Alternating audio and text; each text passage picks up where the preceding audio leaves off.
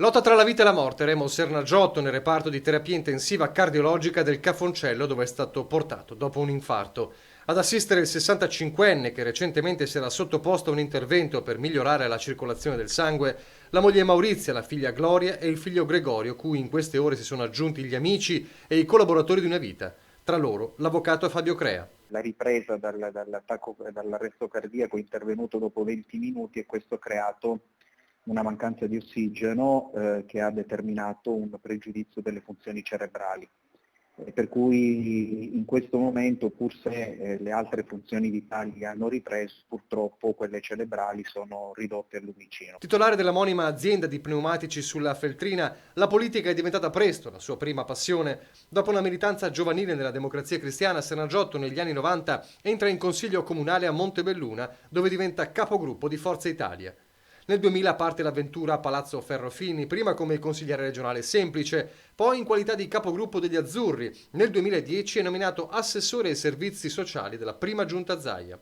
È lui il mattatore di tante iniziative anche politiche come i meeting annuali dei forzisti a Cortina e quindi del Popolo della Libertà. Per anni è tra i nomi più votati a livello regionale, tanto che nel 2014 lascia l'incarico regionale e viene eletto all'Europarlamento con quasi 22.000 preferenze.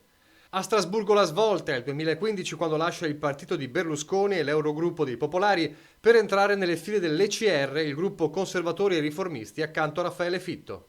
L'operazione è strettamente politica e fa da apripista all'ingresso di Fratelli d'Italia all'Assemblea europea. Ed è con Giorgia Meloni che Sernagiotto tenta il bis, senza però essere riconfermato.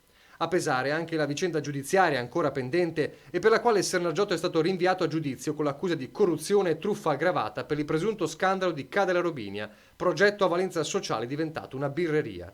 Contestazioni che Sernagiotto, assistito proprio da Crea, ha sempre respinto con forza.